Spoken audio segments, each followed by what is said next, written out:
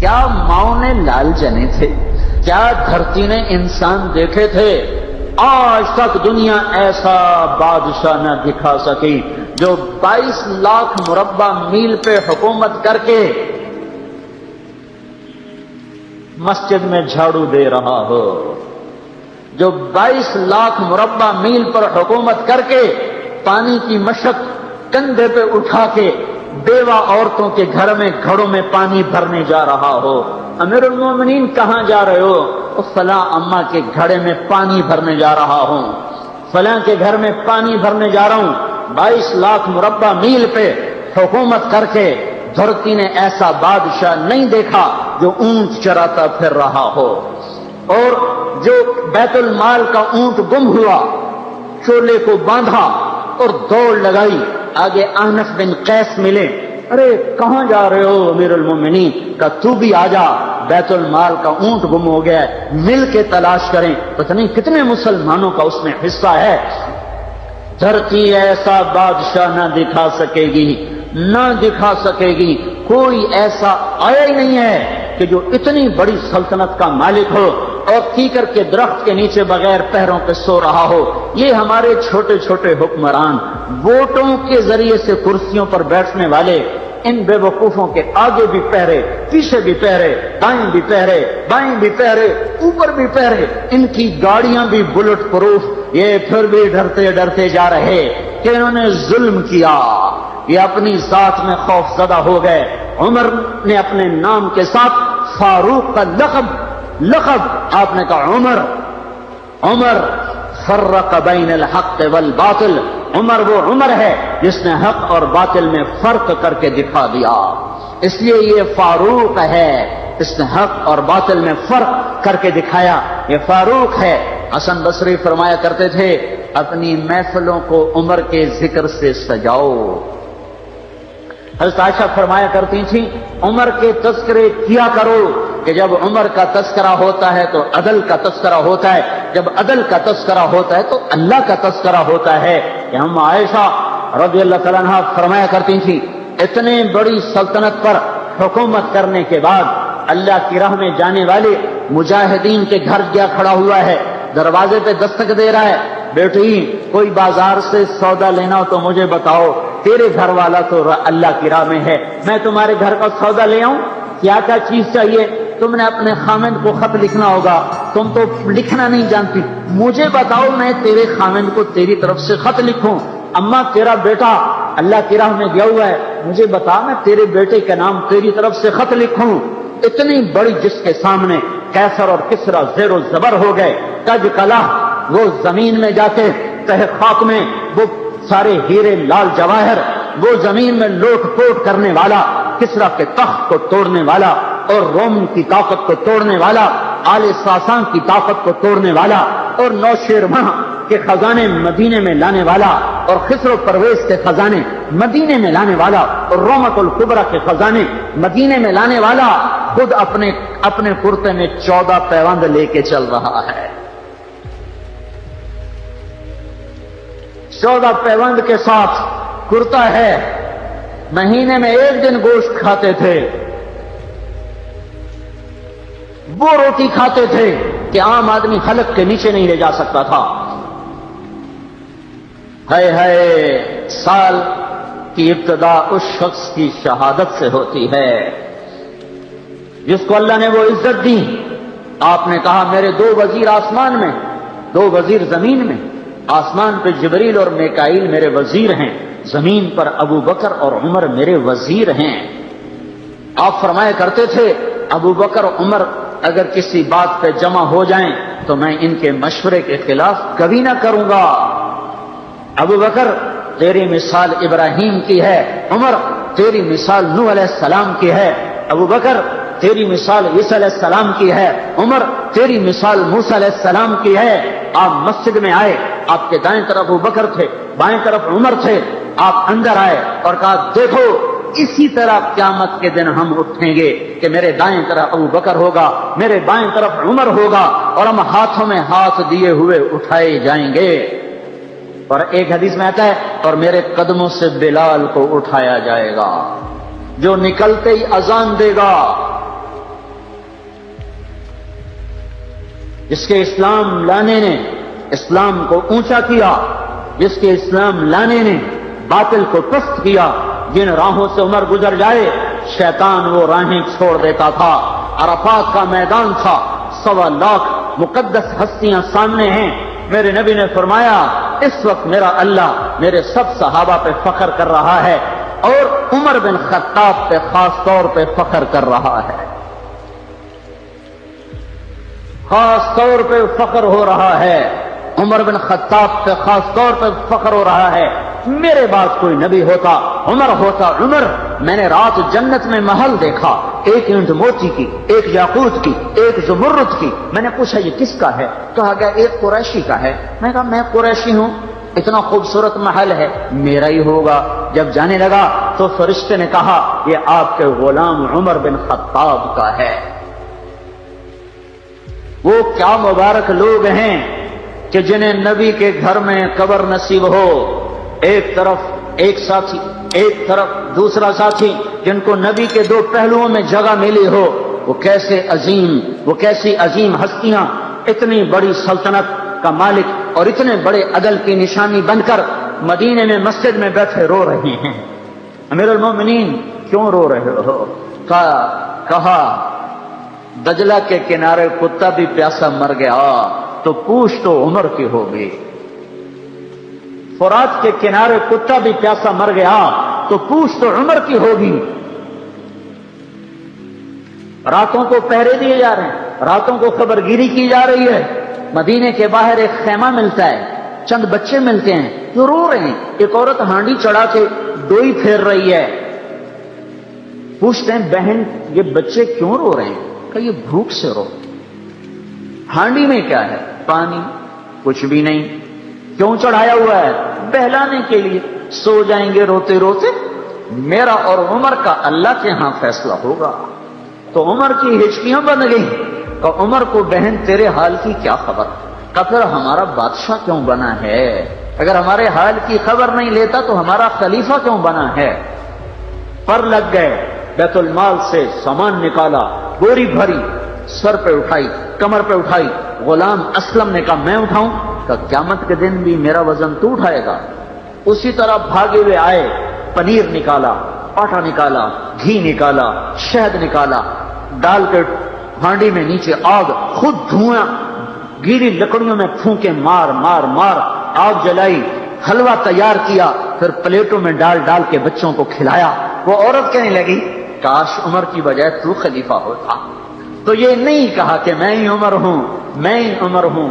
فرمایا جب کل تو امیر المومنین سے ملے گی تو مجھے بھی وہیں دیکھ لے گی، مجھے بھی وہیں پا لے گی۔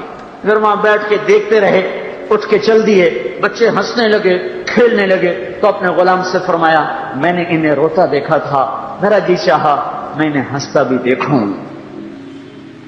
22 لاکھ مربع میل پہ اسلام پھیلا کر حکومت اس سے بھی بڑے علاقے میں لوگوں نے کی۔ چنگیز نے اس سے زیادہ فتوحات کی، محمود غزنوی نے اس سے زیادہ کی، سکندر تیمور نے اس سے زیادہ کی۔ پر فتوحات کر کے یوں خدمت کر رہا ہو، پانی بھر رہا ہو، اونٹ چرا رہا ہو، امامت کرا رہا ہو، 14 پیوند لگے کپڑوں کے ساتھ خلافت کے تخت پر بیٹھا ہوا ہو، یہ دھرتی میں پھر کوئی نہیں آئے گا۔ ہے نماز میں خنجر لگا، نماز پڑھاتے ہوئے 27 ذوالحج، 27، 28، 29 یکم کو انتقال ہوا۔ یکم محرم موت کے آثار گہرے نظر آئے۔ بیٹے کو بلایا کہ بیٹا جاؤ اما عائشہ سے پوچھ کے آؤ کہ عمر اپنے ساتھیوں کے ساتھ دفن ہونے کی اجازت چاہتا ہے۔ امیر المومنین کے لقب سے بات نہ کرنا، عمر کہنا، عمر، اب میں امیر المومنین نہیں رہا۔ جب وہ پوچھنے گئے تو حضرت عائشہ رو رہی تھیں۔ انہوں نے عرض کیا اما جان میرا باپ اپنے ساتھیوں کا پڑوس چاہتا ہے۔ انہوں نے فرمایا یہ جگہ تو میں نے اپنے لیے رکھی تھی، لیکن اگر عمر چاہتے ہیں تو ان کو مجھ پر فضیلت ہے، میں ان کے لیے دستبردار ہوں۔ انہوں نے واپس آ کر خوشخبری سنائی، مبارک ہو اجازت مل گئی۔ کہ نہیں شاید میرے شرم میں اجازت دی ہو، جب مر جاؤں تو مجھے دوبارہ دروازے کے سامنے رکھ کر پھر جا کے پوچھنا، اس وقت اجازت ملے تو پھر لے جانا، ورنہ مجھے بقیع کی طرف لوٹا دینا۔ اتنے میں حضرت علی آئے، پریشان دیکھا، عمر کیوں موت سے ڈر گئے؟ کہ نہیں، موت کے بعد کی گھاٹی سے ڈر رہا ہوں۔ کہ ڈرو نہیں، میرے ان کانوں نے سنا ہے اور اتنی دفعہ سنا ہے کہ میں گن نہیں سکتا کہ اللہ کے نبی فرمایا کرتے تھے ابو بکر اور عمر جنت کے بڑی عمر کے لوگوں کے سردار ہیں۔ آپ نے فرمایا تو اس بات کی گواہی دے گا؟ کہ میں بھی دوں گا، میرا بیٹا حسن بھی دے گا۔ امام حسن بھی ساتھ تھے۔ کہ میں بھی دوں گا، میرا بیٹا حسن بھی گواہی دے گا۔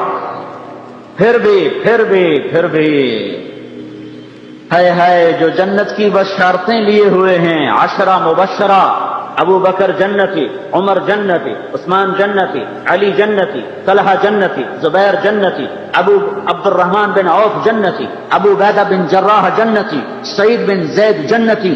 آپ نے نام لے کر گنے، نام لے کر گن کر کہا، سنو ابو بکر جنتی ہے، عمر جنتی ہے، عثمان جنتی ہے، علی جنتی ہے، طلحہ جنتی ہے، زبیر جنتی ہے، سعد بن ابی وقاص جنتی ہے، عبد الرحمن بن عوف جنتی ہے، ابو عبیدہ بن جراح جنتی ہے، سعید بن زید جنتی ہے۔ میں ان سے راضی ہوں، لوگوں ان کا حق پہچانو، میں ان سے راضی ہوں، میں ان سے راضی ہوں۔ پھر آپ نے فرمایا اگر تم نے ان کے بارے میں کسی ایک کے بارے میں بھی دل میں بغض لے کر مر گئے، اور تم نے اتنی بندگی کی تھی کہ سوکھ کے کانٹا ہو گئے تھے، روزے اتنے رکھے تھے کہ پیٹ کمر کو لگ گیا تھا، سجدے اتنے کیے تھے کہ تمہارے ماتھے اور گھٹنوں پر پتھروں جیسے نشان پڑ گئے تھے، اتنا کچھ کر کے ان 10 میں سے کسی ایک کا بغض لے کر اگر تم مر گئے تو اللہ تمہیں منہ کے بل جہنم میں گرا دے گا۔ لوگوں میں ان سے راضی ہوں، ان کا حق پہچانو، جن کو اللہ بھی رضا کے پروانے دے رہا ہو، جن کو اللہ کا رسول رضا کے پروانے دے رہا ہو، جن کو وزارت کا شرف مل چکا ہو، نبی کے پہلو میں قبر جن کی بننے کا اعلان ہو چکا ہو، وہ موت پر کیا کہہ رہا ہے؟ موت پہ کیا کہہ رہا ہے؟ اپنے بیٹے سے کہا میرا سر زمین پہ ڈال دے۔ ان کی گود میں سر تھا عبداللہ بن عمر، تو انہوں نے گود سے ہٹا کر ٹنڈلی پہ رکھ لیا، یہاں رکھ لیا۔ چلے گئے، کیا کہہ رہا ہوں سنتے نہیں ہو، زمین پہ ڈال دو۔ تو انہوں نے زمین پہ ڈالا تو اپنے چہرے کو مٹی میں رکھ دیا اور ایسے ملنے لگے اور کہنے لگے، اے میرے رب، اگر تو نے عمر کو معاف نہ کیا تو عمر ہلاک ہو جائے۔ ویل لک یا عمر ولامک ان لم یغفر لک ربک، عمر تیری ہلاکت ہے اگر تیرے رب نے تجھے معاف نہ کیا۔ یہ کہتے کہتے کہتے جان دے دی۔ 22 لاکھ مربع میل میں اسلام کو زندہ کرنے والا، این حالت نماز میں زخم کھا کے گرنے والا، مطلوب مصطفیٰ، وزیر مصطفیٰ، جنت کی خوشخبریاں لے کر پھر موت پر یوں کہہ رہا ہو، اللہ تو نے معاف نہ کیا تو میرا کیا بنے گا؟ کیا بے طلبی ہے۔ ان کے بیٹے خلافت کے اہل، ان کے بہنوئی سعید بن زید 10 مبشرہ میں سے دونوں کے نام کاٹ دیے کہ یہ 6 ہیں جن سے اللہ کا رسول راضی تھا، جس کو چاہو خلیفہ بنا دو، جس کو چاہو حکومت دے دو، نہ میرے بیٹے کو ملے گی نہ سعید بن زید کو ملے گی۔ کسی نے کہا شوشہ چھوڑا، آپ کا بیٹا بھی تو بہت قابل ہے، اسی کو بنا دیں۔ تو اسے تو طلاق دینا نہیں آتا، حکومت کہاں سے چلائے گا؟ یہ ایک واقعہ کی طرف اشارہ کیا ہے، اس کے پیچھے ایک واقعہ ہے جس کو انہوں نے یاد کر کے فرمایا وہ تو طلاق دینا نہیں جانتا، وہ حکومت کیا چلائے گا؟ حالانکہ بڑے صحابہ میں عبداللہ بن عمر کا مقام ہے۔ ہے جنازہ صہیب رومی نے پڑھایا، دروازے کے سامنے لا کے رکھ دیا گیا، سب لوگ جنازے کے ساتھ کھڑے ہو گئے، عبداللہ بن عمر اکیلے آگے گئے، دروازے پر دستک دی، کہا اما جان میرا باپ عمر بن خطاب دروازے پہ حاضر ہو چکا ہے، اندر آنے کی اجازت چاہتا ہے۔ تو عائشہ رضی اللہ تعالیٰ نے اپنی چادر کو اٹھایا تو روتے ہوئے باہر نکل گئیں۔ پھر لوگ اندر داخل ہوئے، قبر کھودی گئی، قبر کھودتے ہوئے عبداللہ بن عباس بھی قبر کے کھودنے میں شریک تھے۔ تو کہتے میرے کندھے پہ کسی نے ہاتھ رکھا، میں نے پیچھے مڑ کے دیکھا تو علی رضی اللہ تعالیٰ عنہ کھڑے رو رہے تھے اور فرما رہے تھے مجھے پتا تھا تو یہیں آئے گا، یہاں تیرے سوا کوئی نہیں آ سکتا، کہ میں نے ایک دفعہ نہیں کتنی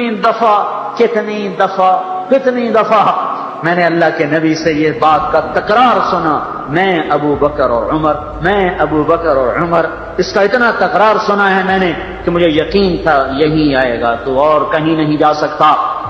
میرے بھائیوں، غفلت سے باہر آ جائیں، یہ دھوکے کا گھر، یہ مچھر کا پر، یہ مکڑی کا جالا، یہ دنیا کہیں ہمیں ہلاک نہ کر دے۔ ان لوگوں کو سامنے رکھ کے زندگی گزارو جنہوں نے اللہ کو راضی کیا، اس کے رسول کو راضی کیا، کلمہ حق کو بلند کیا، خیر کے ذریعہ بنے، شر کے مٹانے والے بنے، اور دنیا میں مرنے کے بعد بھی ان کے تذکرے ہدایت کا سامان بنے، ان کے تذکرے روشنی کا مینار بنے۔ ان کے پیچھے چلو، مغرب کے اندھیروں کی طرف مت دوڑو، وہاں تو سورج بھی ڈوب جاتا ہے، مغرب میں تو سورج بھی ڈوب جاتا ہے، اور تمہیں پکار کے کہتا ہے مغرب کی طرف نہ آنا، ادھر اندھیرا ہے، میں یہاں گم ہو گیا، تم کون سا سراغ ڈھونڈنے آئے ہو؟ دوڑو اللہ اس کے رسول کی پاک زندگی کی طرف، اس کے پاک صحابہ کی زندگی کی طرف، جن کو اللہ نے مرنے سے پہلے جنت ہاتھ میں دے دی، جنت کی بشارت دے دی۔ نظر کی حفاظت کرو کہ اس سے اتنی تیزی سے ایمان جاتا ہے، اور کوئی چیز ایسی بے پردگی یہ وہ پیٹرول ہے جس کو لگی ہوئی آگ کو 7 سمندر کے پانی بھی نہیں بجھا سکتے۔ جہاں پردہ اٹھتا ہے وہاں حیا اٹھ جاتا۔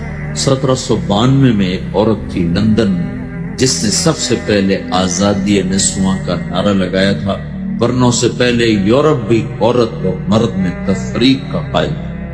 اس کا نام تھا میری والسٹون کرافٹ۔ اس نے آزادی نسواں پر سب سے پہلے کتاب لکھی تھی۔ تو ان کے سامنے تو وہی نہیں کہ قرآن نہیں تھا، ان کی تو بائبل تبدیل شدہ کتاب تھی سینکڑوں ترجموں کے بعد۔ وہ تو پھٹکے تو ان کے پاس کوئی سند کو نہیں، ہم کیسے پھٹکے؟ ہمارے آگے قرآن کھڑا ہو، ہمارے آگے رسول پاک صلی اللہ علیہ وسلم کی پاک زندگی کھڑی،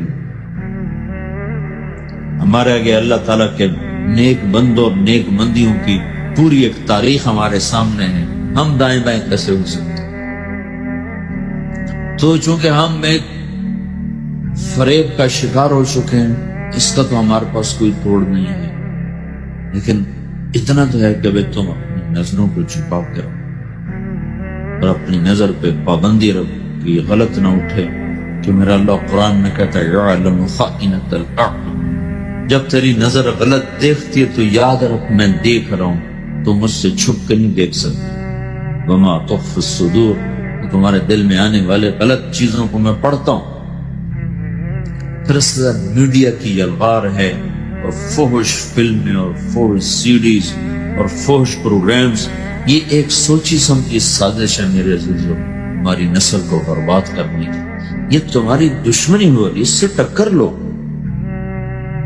اپنے آپ کو مناؤ کہ نہیں، ہم بے حیا نہیں ہیں، ہم فحش نہیں ہیں، ہماری نظر پاک ہے، ہم ان چیزوں کو دیکھنے کے روادار نہیں ہیں۔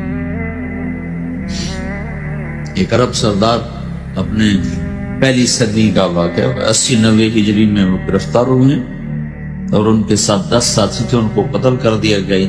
یہ ہیں حبیب، ان کا نام حبیب۔ تو یہ بڑے اونچے لمبے نوجوان تھے، تو ان کو رومی سردار نے کہا یہ مجھے غلامی کے طور پہ دے، تو نے اس کو غلام بنا دیا۔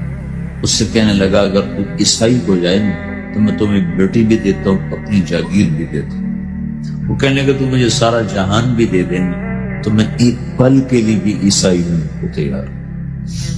تو اس نے دیکھا کہ یہ اس طرح نہیں مانتے، تو اس نے ایک لڑکی کو تیار کیا اور ایک کمرے میں ان کو، ایک گھر میں ان کو بند کر 3 دن کا وہاں راشن رکھا، اور کہا اس لڑکی کے ذمہ لگایا کہ تم اس نوجوان سے بدکاری کرواؤ، جب یہ بدکاری کرے گا تو پھر سب کچھ کرے گا۔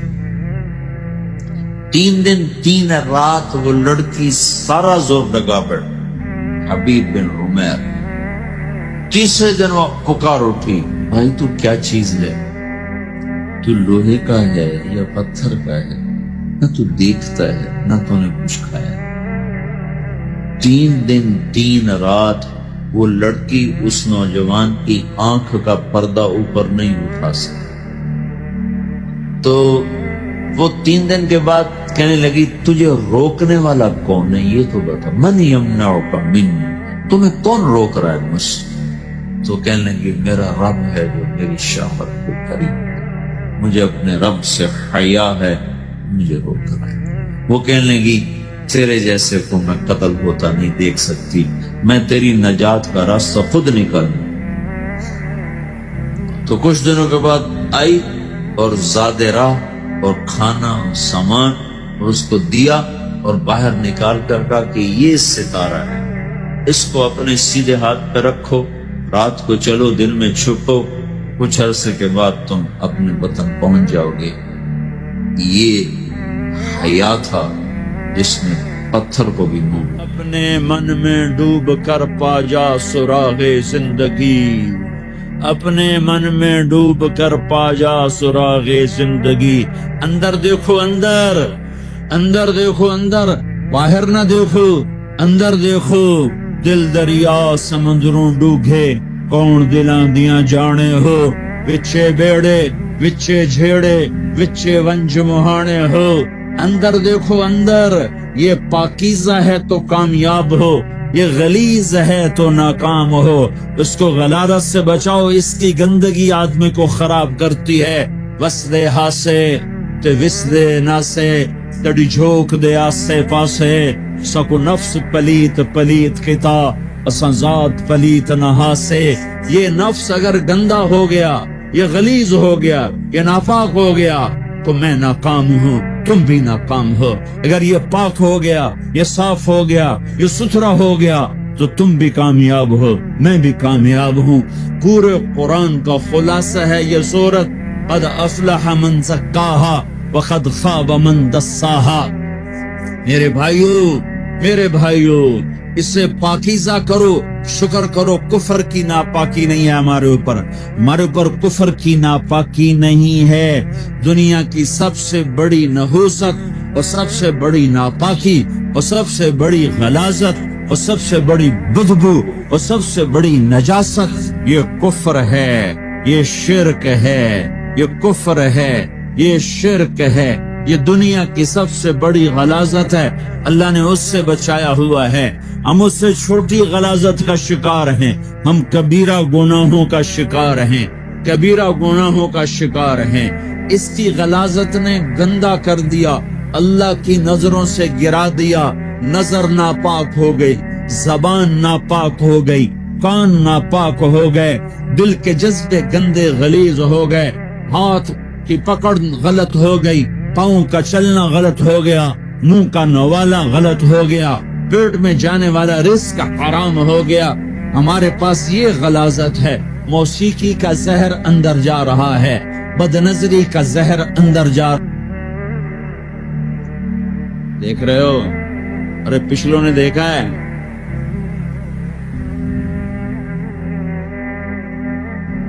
میں نے کیا کیا ہوا ہے؟ زبان کو پکڑا ہوا ہے۔ ہر مسلمان پہ صدقہ واجب ہے۔ یا رسول اللہ علم یستطع، نہ ہو پیسہ تو کیا کرے؟ تو سنو اپنے نبی کی بات، یعمل بیدیہ، یعمل بیدیہ وینفق علی نفسہ ویتصدق۔ تو اس سے چاہیے کہ وہ بازار میں جا کے مزدوری کرے، وہ کھیت میں جا کے مزدوری کرے، وہ منڈی میں جا کے مزدوری کرے اور مزدوری سے پیسے کمائے، کچھ اللہ کے نام پہ صدقہ کرے اور کچھ اپنے اوپر خرچ کرے۔ خرچ کرنا اتنا ضروری ہے، یہ بدنی عبادت کے ساتھ مالی عبادت ہے جس سے نفس پاکیزہ ہوتا ہے۔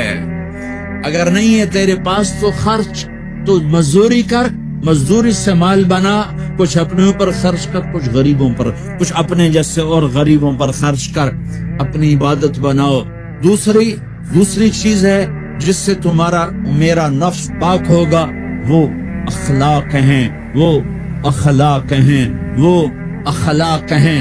اور اخلاق 90% زبان کے میٹھے بول کا نام ہے. 90% اخلاق زبان کے میٹھے بول کا نام ہے. زبان کے میٹھے بول کا نام ہے. زبان کے میٹھے بول کا نام ہے. آخر میں آپ لوگوں سے گزارش ہے کہ اگر آپ کو ہماری یہ کوشش پسند آئی ہو تو اسے زیادہ سے زیادہ صدقہ جاریہ کے طور پر شیئر کریں. اللہ آپ سب کو اپنی حفظ و امان میں رکھے. آمین.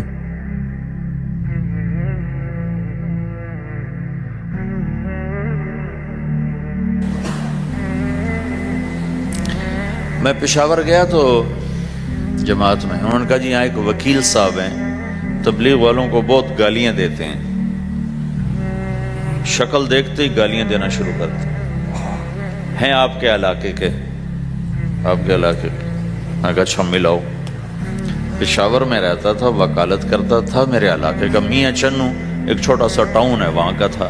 میں اس کے قریب تلمبا ایک چھوٹا سا ٹاؤن ہے میں وہاں. تو جب ہم ان کے دروازے پر گئے اور نوک کیا تو دروازہ کھلتے ہی انہوں نے وہی کام شروع کر دیا. دیکھتے ہی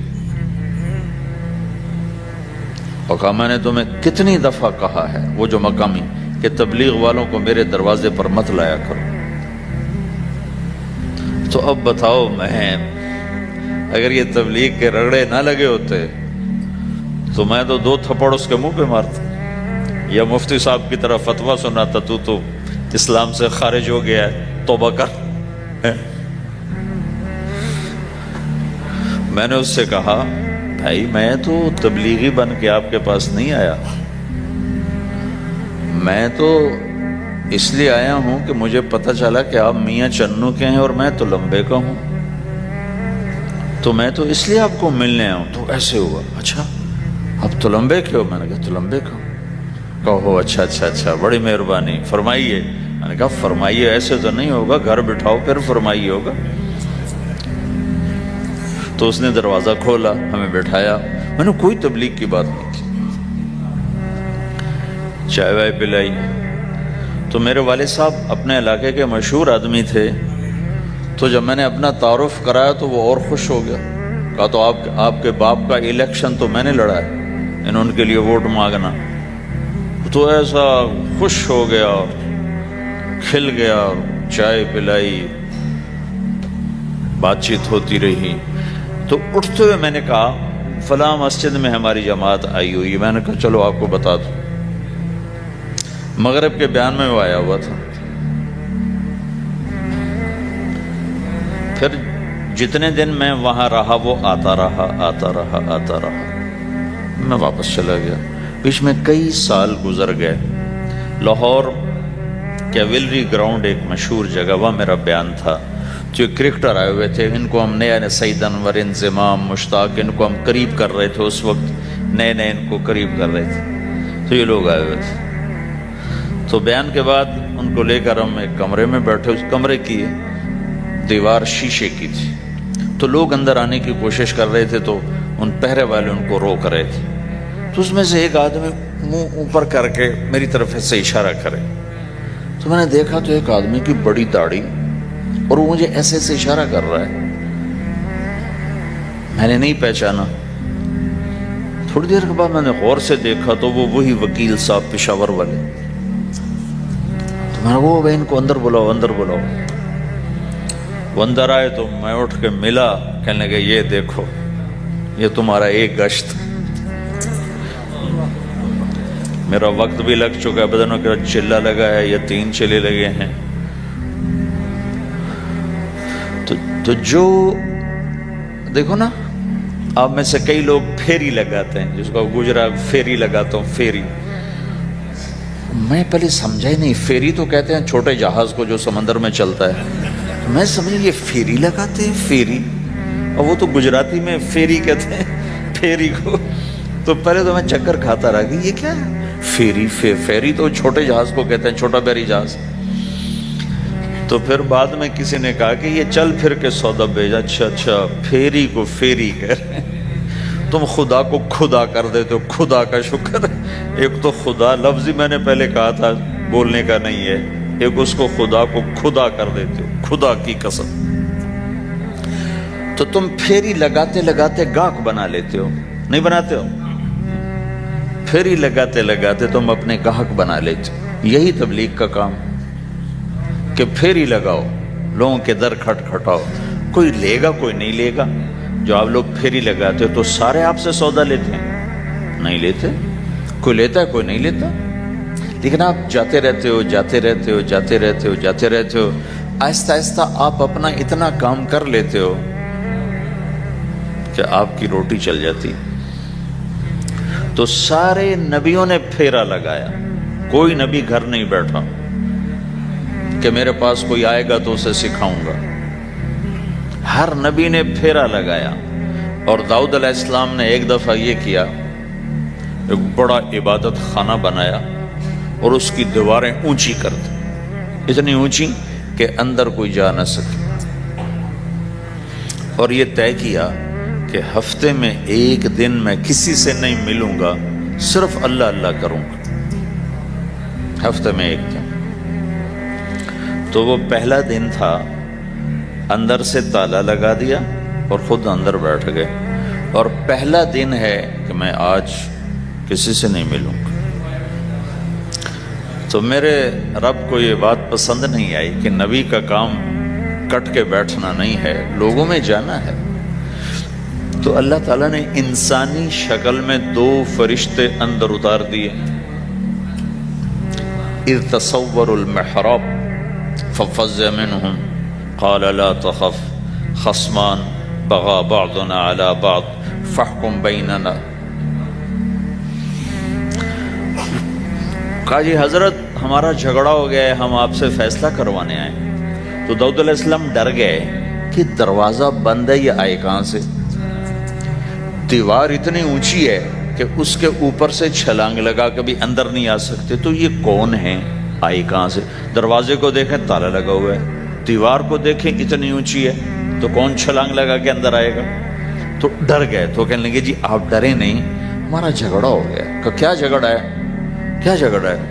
إن هذا أخي له 99 نعجة ولي نعجة واحدة فقال أكفلنيها وعزني في الخطاب.